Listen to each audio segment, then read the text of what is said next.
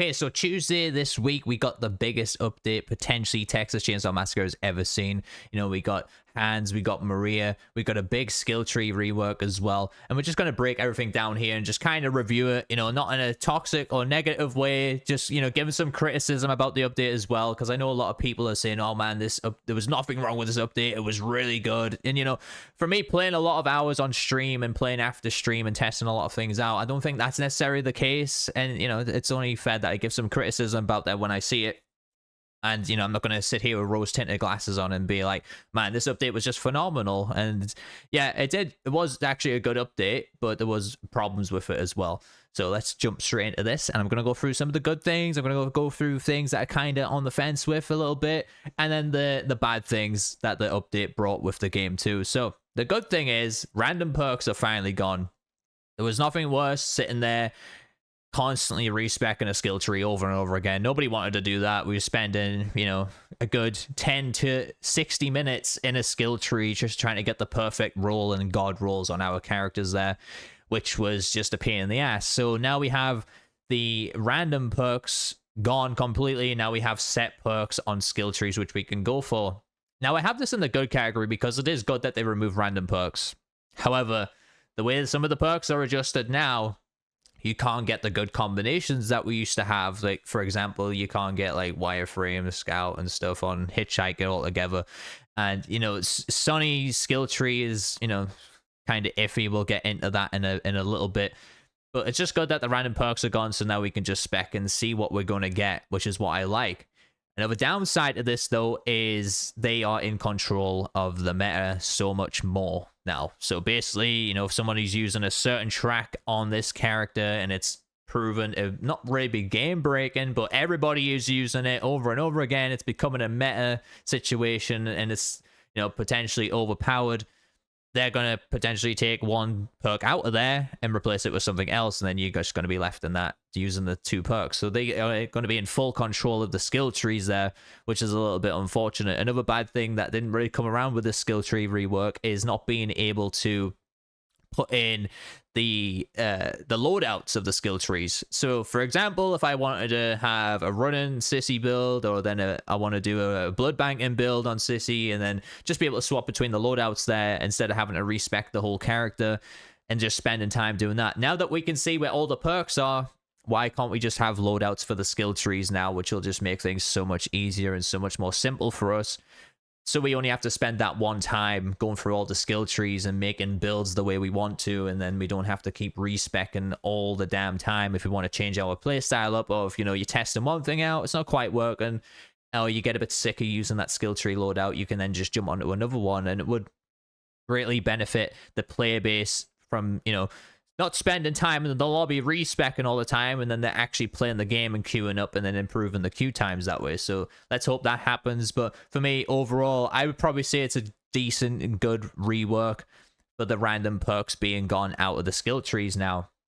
So you do get access to some better perks on some characters now. Like, you know, Sonny's got much better perks in his skill tree because originally he had, you know, just terrible perks. You know, some of the other ones are subjective. It depends on if you prefer Anna having her new skill tree or the one that she had before. You know, there's a lot really broken combinations that you can make anymore. So, you know, some of these would be a nerf to the character. Some of these will be a buff to the character, like Julie. Julie, for example, can get, you know, like Bomb Squad, Choose Fight, a bunch of other like really good meta perks. Extra drip I think's in there as well. I could be wrong, it might not be extra drip. Oh, I think it's slippery, jump start, and she also gets like 33 attribute points on top of that if you go a certain way on the skill tree. By the way, I'll probably do a build video for that, because that skill tree is by far, in my opinion, the best skill tree in the game on Victim. Julie just coming out of left field with that was kind of crazy. When I was just sitting there going through all the skill trees, I was like, wow, nobody even comes close to Julie, what perks she can access. So there's definitely a good thing that you have access to better perks. And if you look on the family side of things, the good thing with Bubba now is that you can get big swings. Sorry, Leatherface. You don't like me calling him Bubba, right? So the good thing about him is you can get big swings with Serrated now. You can lead to them gallow kills. You know, there's some good combinations going on with Leatherface there. Sissy, again, she has like Slippery now, which is a Victim perk. So that's a really interesting one. You can run Scout and Wireframe on her as well, I believe. So you know, having that combination there, and you know, I think you can do scout wireframe and fire it up on Sissy now, so it makes her a really good chasing character, whereas Hitchhiker kind of got nerfed in that department, unfortunately, but makes up for it because he has traps, and now I'm doing a trap build on Hitchhiker, and I'm finding that a lot more enjoyable rather than running around in the basement 24/7 going through wall gaps and trying to, you know, spam going through a wall gap while a victim's in front of my face. It kind of gets a bit tedious there. And another good thing about this update is they have fixed the queue times, just because a lot of people are playing the game again. A lot more people came back to check out this new update. Obviously, we got Hans and Maria, so we have a lot of new characters brought to the game. And of course, people are less inclined to leave the lobbies now. Even if they don't get to pick their character, people are less inclined to leave the lobbies now because of that 3-minute penalty being in there. So I've noticed that, you know, I'm not in a lobby too long. Even if my lobby is full, that's the only time that it's kind of taken. Like, people are ready up is why it's taken such a long time, waiting for people to ready up and stuff. So there's a lot of people. I've noticed a lot more DCs as well. So there's people just DCing at the start of the game, probably because they don't get to play as Hans or Maria, which is unfortunate, but at least we still get to participate in the game and just to play it. There is petty people out there like that. There's also people being very toxic, very, very toxic, because they can't pick Maria. I've heard death threats and everything going on because they can't play as Maria. Hans, not so much.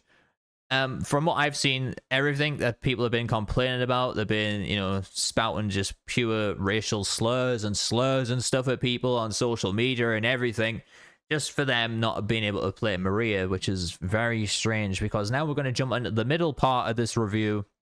Well, I'm kind of on the fence with these characters, is Maria and Hans. Like, in overall, like, these characters being brought to the game, I don't think was necessary. I know that everybody wanted to see Maria. Of course, Maria is a cool character from the lore of the game, so we finally get to see her. You know, she's not dead anymore until you kill her in the game, of course, which is what I always do. And I just shout, Maria, I thought you were alive again, and she's not, she's dead. I thought you were alive, but no, you're dead, Maria. Maria's ability, I'm not a huge fan of. So the game's in a weird spot right now in terms of balancing and, you know, victims escaping and stuff like that. I feel like the game is massively family sided now. That's coming from, you know, playing probably about 50, maybe it's a little bit more family games since this update. And I have to say, in that time, you know, probably a maximum of 20 victims have escaped, if that. So to me, that doesn't scream balanced, in my opinion, and I'm not going to cry about balance too much, but I will cry about it a little bit. And I'm going to say it right now that victims got absolutely obliterated in this update because of Hans being brought into the game. But the way the game's playing out, Maria's ability is kind of situational. You know, it does play out well if people are actually leveling up Grandpa. If you know, a lot of family players don't level up Grandpa, and her ability kind of feels useless that way. And there is some good abilities there that come along with using her ability. There's some good perks with that, where you could, like, you got the healing every time Grandpa's sonar goes off, you get a little bit of healing back. You know, there's some good things like that. But it makes her gameplay so situational to where she's kind of wasting time doing all that stuff, and, you know, not really gaining much benefit from that. You know, you can discover where the family members are and things like that, but you gotta remember, like, the time to play in this game can be relatively quick sometimes, not allowing the family to set up that well. You know, trying to catch them off guard and, you know, quickly running through the slaughterhouse or running through the facility building, and, you know, doing that, wasting time going around whispering sweet nothings to Grandpa. It's a bit, ugh, you know what I mean? She could be doing other things there. And, you know, she does have a good skill tree, so she can operate in that direction of, like, you know, going out through a gate instead of, you know, focusing heavily on Grandpa, which kind of just makes her ability a bit useless. So it's an okay ability. I'm not saying it's terrible. I just think it doesn't fit the type of, the way the meta game is, if it were, and how the games play out. So yeah, I mean, aesthetically, I think she's a cool character. I like her skill tree a little bit. She's got an alright skill tree. She's got similar attribute points to Anna and everything as well. And, you know, her cosmetics are okay. She actually has a full blood on her outfit as well, which looks fantastic.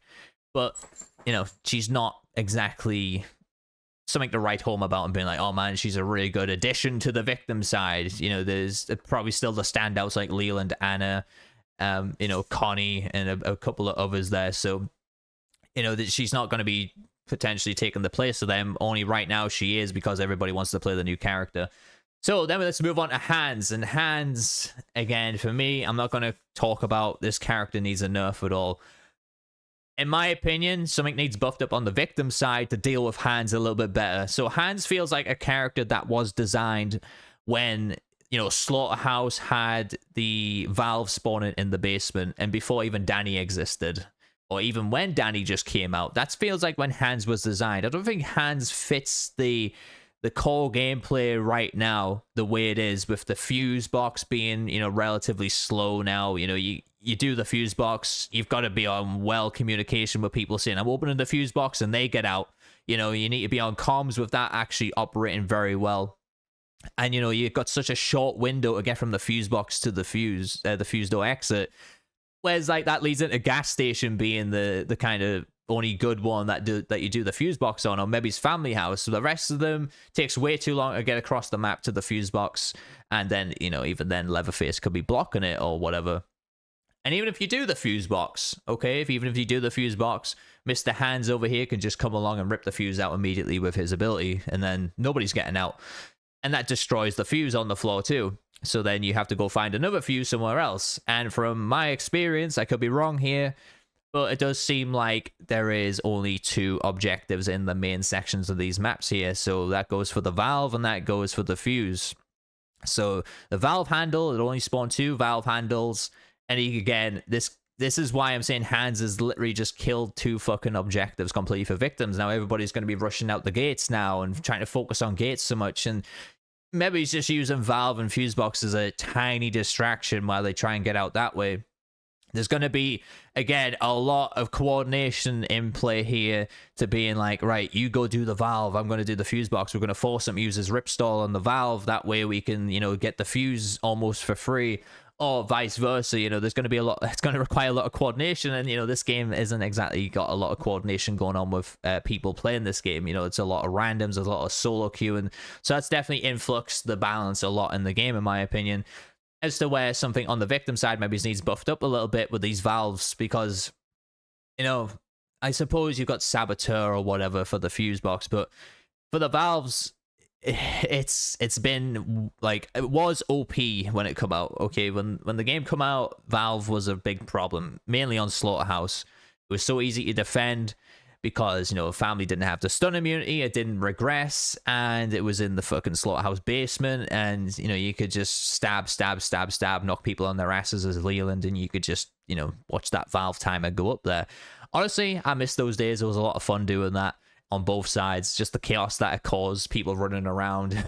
You know, sometimes a bubble will just come out of nowhere, one shot you, even though you're trying to fuck up the other 2 people from turning the valve off and things. You know, there was a lot of stuff going on, and it was very, it's led to the valve being such a situational thing now, where you get a valve handle, you go over there, you turn it on, very slowly, by the way. You turn it on very slowly now, unless you've got I think it's proficiency high enough. It might be proficiency or strength, I can't remember. I think it's proficiency. But anyways, if you've got your proficiency high enough, it will go a little bit quicker.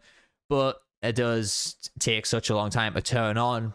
And then, you know, you got Hands there again, Mr. Rip Stall ability coming over and ripping that shit out, and you're like, okay, so by the time I find another valve handle to do that again, it's going to slowly regress back down to 0. Then I've got to do that again. And, you know, by the time I put the new valve handle on, he's going to have his rip stall ability again. He's going to rip that shit out. And then it's going to be a case of trying to find another valve handle or go and do another objective. And this just leads to these games kind of being drawn out a little bit too much as well.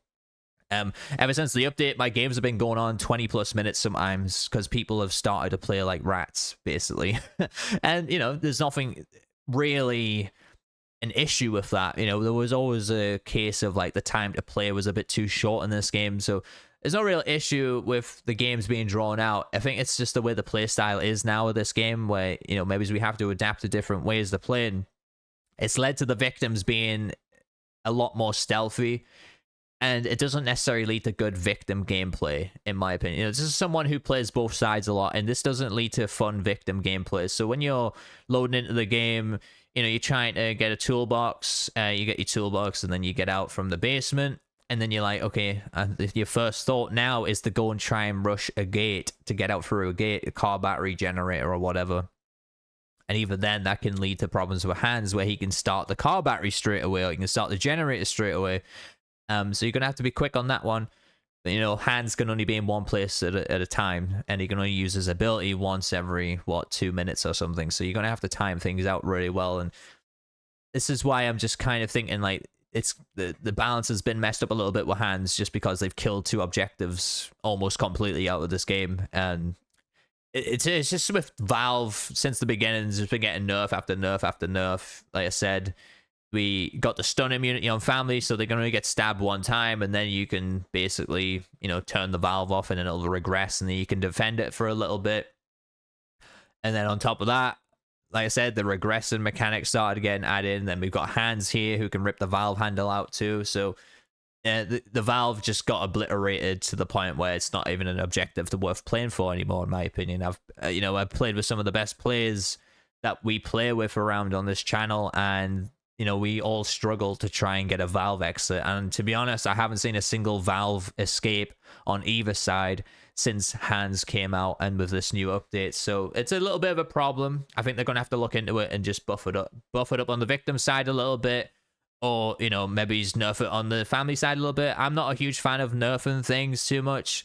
I'd rather see the other side get a compensation to deal with that, you know, type of thing. So whatever they can do to figure that out, I hope they do it. In my opinion, they probably need to add more valve handles in the main area or something that they can do, because, you know, if he's ripping one out, it's going to kill that one. Then maybe we can focus on getting a little bit more objective spawning in the main area, so that way we're not forced to go out through gates and stuff to try and get an item and then bring it back. Because then we're going to lead into the family house situation, where even if you do the valve on family house, you've then got to pick locks to even get through that gate as well, which, you know, that's why nobody goes for valve on family house. And I'm saying this as someone who, like I said, plays both sides. You know, I'm not going to sit here and say like, oh man, the family's all OP, but I definitely think family is a lot stronger since we've been playing this for the last month or two. Ever since the grapple meta went away, like, family is starting to dominate this game a lot. And, you know, rightfully so, I guess. It is the power role in the game, but not to the case of, like I said, me and, you know, even a bunch of other people who are good at this game. We're not even on comms half the time. And, you know, only getting 20 victim escapes out of like 50 games, which, I mean, that's what, 200 victims, and only 10% of them are getting out. That's not balanced, in my opinion, and maybe it needs to be looked at a little bit here and there. But again, it could just be skill issue on the victim side. Who knows? Who knows? And so yeah, that's Hans and Maria. In terms of Hans, I like his design. I wish he had a sledgehammer, not this little toffee hammer, but I can live with that. His executions are pretty cool. He can, you know, just snap someone's neck there. It looks badass. His ability as well, putting electric traps around. He's got a lot going for him. So he's got the electric traps, you know, ripping valve handles and fuses out. And then he has his barge ability. His defensive barge is very situational. It's not a great ability, to be honest. At first, when I was using it, you know, I knocked people on their asses, but he gets staggered from that. And anyway, so you can't really swing anything. But it is what it says on the tin. It's a defensive barge. You've got to hit people that are running towards you. It actually, and I would argue this, that it needs a little bit of a buff here, where people are running towards you to do a grapple, okay, and I've barged them, and then it puts my barge on cooldown. It says I've barged them, but they're in a grapple with me, so they kind of need to play around with that and polish that up a little bit. If it's going to be a defensive barge, if people are going in for a grapple, you should have priority over them going in for a grapple right there. Just to fix that up a little bit, because it is a bit of a mess right now. It's, you know, I've been seeing people play Hans and they're using that as their opening move on a victim. So if a victim's like running away from them, or they're running kind of across Hans like that, the Hans player is trying to knock them over, it's not going to work. I've only noticed this thing works when they're running directly towards you. There has been occasions where I've literally trapped people in corners trying to use this barge. My aim attack assist, or whatever you want to call it, spins my character around, targeting the character, but doesn't hit them. So it's a little bit iffy on that. And like I said, it's probably the best way to use it is when they actually go to attack you directly. You know, if the people are running towards you, it's more likely going to be a grapple scenario, and then, you know, your barge isn't going to work there. So that's why I feel like it needs a little bit of polishing up there. But everything else on Hands, I love his ability to apply the electric traps everywhere as well. And it's, again, a bit too strong in terms of, like I said, Ripstall and Valve and the fuse box, and then putting electric traps on them as well. So if people don't have Bomb Squad, they've got to go get a scrap as well. You can only carry so many items, you know, on this game, in which case you would, you know, for the fuse box itself, if he had an electric trap on there, and, you know, this happens quite frequently, you would need a bone scrap, you would need an unlock tool, and then you would need a fuse on top of that. So there's 3 items you need. And, you know, potentially there's a hitchhiker trap to worry about too. So then there's, you know, 2 bone scraps, and there's 4 items you need. So, you know, it's things like that that they've got to really look at and, you know, polish up a little bit. And maybe he's bringing something up on the victim side of things to deal with that a little bit. And I'm not saying completely counter it, you know, I don't want it to be the case of like, well, using that ability is completely useless, but they need to bring something up on the standard of victim to where that's going to counter that ability just a teeny bit, just a teeny little bit, and it's going to help out there. Like I said, Bomb Squad's a good perk for this, but it only gets so many charges, and he can just turn his trap back on really quick, you know? So, yeah, you're going to have to... It's all about timing, really, in this game, and, you know, it might just be some things I need to look at here and there, and it's not terrible for the game at all. The only thing I think is terrible for the game is that they've killed 2 objectives pretty much completely, and like I said, I haven't seen anyone get out through the fuse or the valve since this update, and it's absolutely insane. So the bad things, obviously we just talked about them killing the 2 objectives there. And the Leland outfit, the Leland outfit, no. just gonna leave it there. It's subjective, you guys might like it, but for me, no, just no. And then the next thing I've got for the bad is Sunny's skill tree. And this was a good thing originally, looking at Sunny's skill tree, and I was like, okay, so he's getting slippery, he's getting jump start in his middle track here, I like it. He goes all the way up to getting extra drip as well, I like that. But he only gets a measly 24 attribute points, in which, you know, if you're a Sunny player, he's only got 15 toughness, and guess what? Those 24 points are going to have to go straight into fucking toughness. And then you're only going to have so many points left over to put into proficiency, in which case this leads him to being a character that's buffing his toughness up and not buffing up any other areas in his game too much, and that way he is just kind of an all-round victim that doesn't really do anything that well. You know, you can... You know, I mean, I can escape as Sunny, and anybody can. It's situational, but comparing him to other victims' skill trees, this is absolutely pathetic. How you hit the middle track there, only 24 attribute points with Slippery and Jumpstart and extra drip.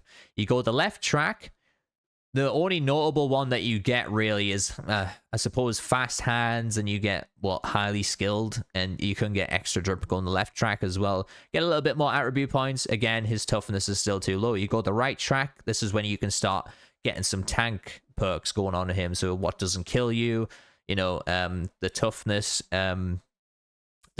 perk as well, that increases your toughness by 7. So then you can go up to a nice 22 flat toughness on him with a waste of a perk slot.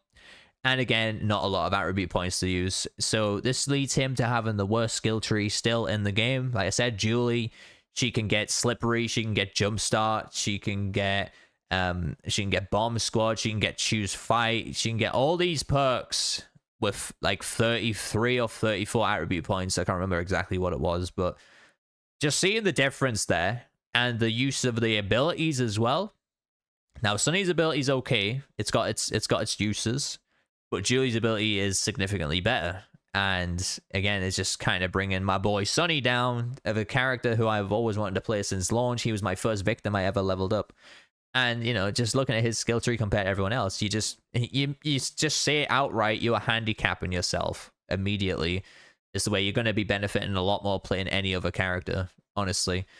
And that's a bad thing from this update. And, you know, there's nothing else to really talk about that's bad for the game. You know, I said a few things here. I feel like it's only fair to criticize some of this stuff. And hopefully they do work on it and fix it up, because that's what I want to see. I want to see this game getting into a nice spot.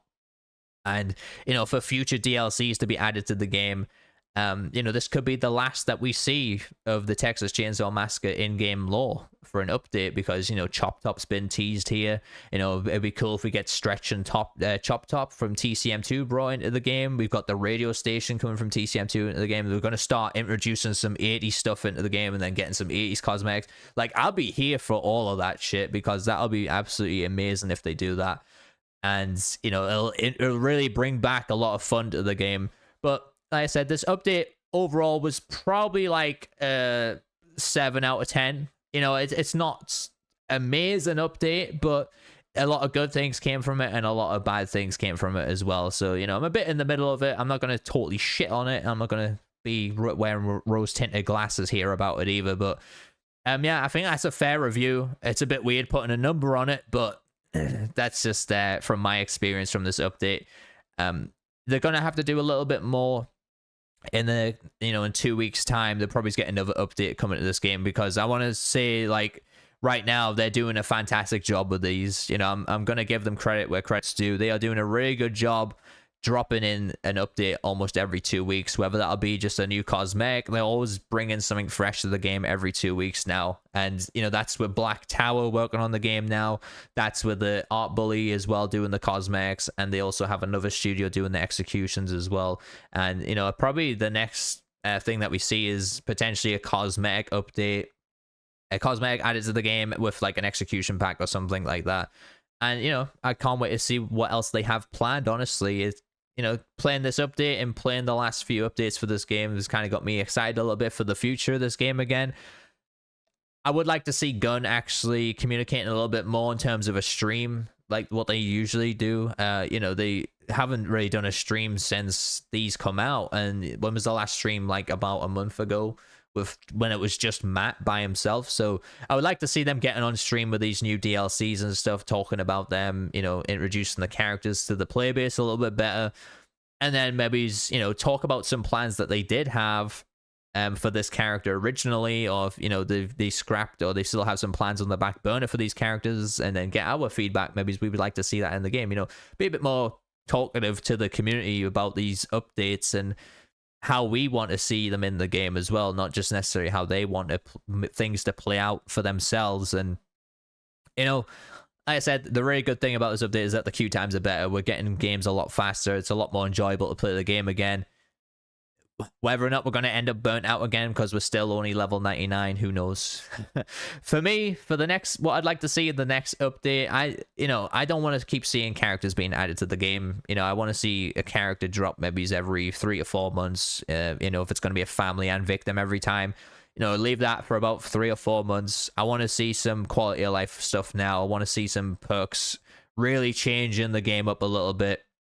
Introduce some new mechanics, introduce some new escapes as well, and bring in, you know, a lot of quality of life stuff. Bring in prestige, bring in a cosmetic grind, bring in our level cap increase, bring in the currency that they talked about previously. You know, doing stuff like that is what I kind of want to see in the next few months for this game. I won't be too disappointed if it doesn't happen, because they probably have their own agenda or quote or whatever they're going to have to do. But that's just personally what I'd like to see for updates for this game going forward. But yeah, I'm going to leave the review here. Thank you guys so much for listening and watching the video. If you enjoyed it, hit that thumbs up button. Leave me a comment. Let me know your thoughts on the update as well. And hit that subscribe button for more TCM content on this channel. And I am Baby Pixels. You are my awesome viewers. I'll catch you guys in the next one.